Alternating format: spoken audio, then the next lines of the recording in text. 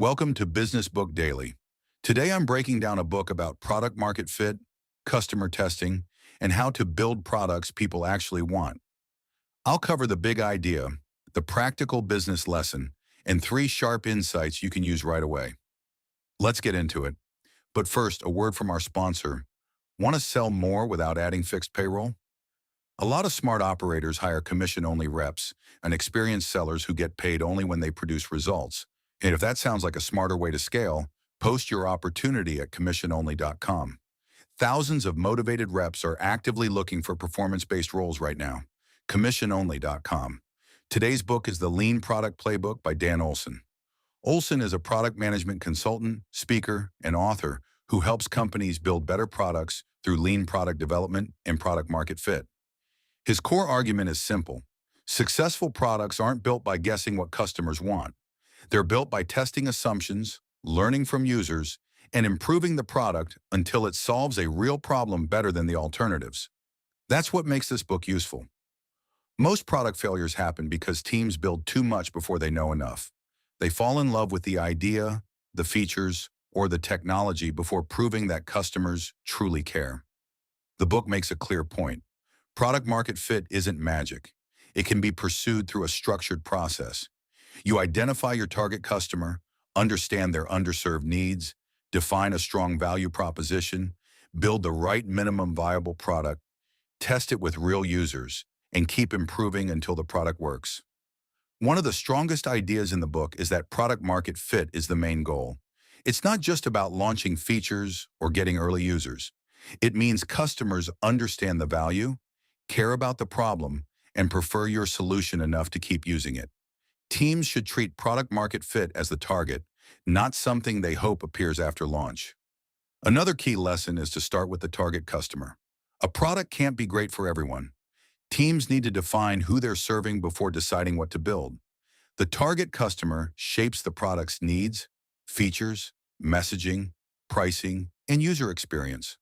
When the customer is too vague, the product usually becomes vague too. The book also explains the importance of underserved needs. The best opportunities come from problems that matter to customers but aren't being solved well today.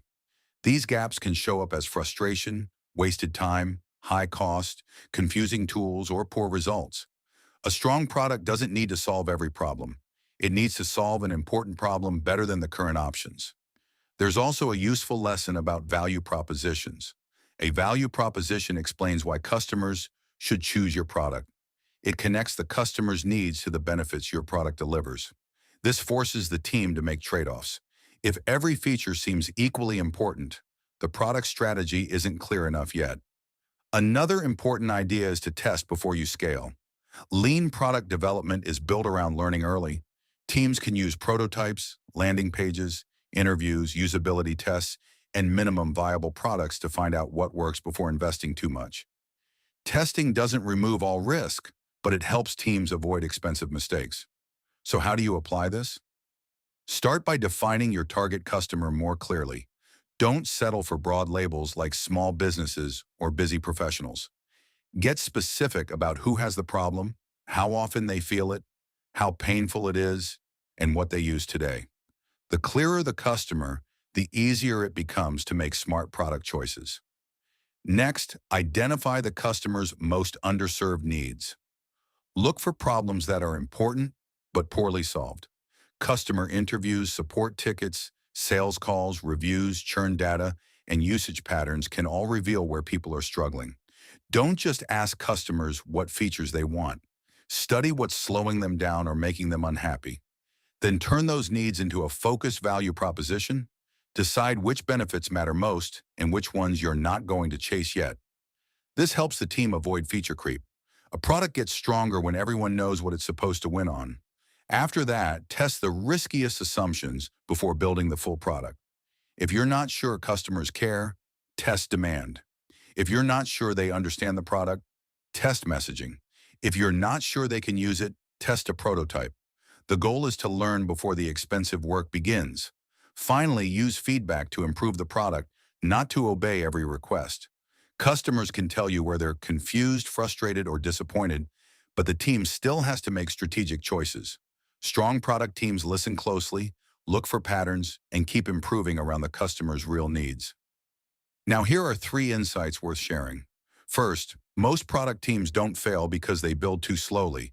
They fail because they build too much before proving customers care. Second, product market fit isn't magic. It comes from choosing a clear customer, solving an important problem, and testing the riskiest assumptions early. Third, customer feedback is useful, but it's not product strategy. The real skill is finding the pattern behind the requests. Today's closing sponsor is memoirghostwriting.com. Many of the best business books start as ideas leaders have been refining for years. Memoirghostwriting.com works with founders, executives, and industry experts to turn those ideas into polished business books that build authority, attract leads, and open doors. They handle everything from interviews to writing to editing to publishing. If there's a book in your head that should already be helping your business, learn more at memoirghostwriting.com. That's it for today. See you next time.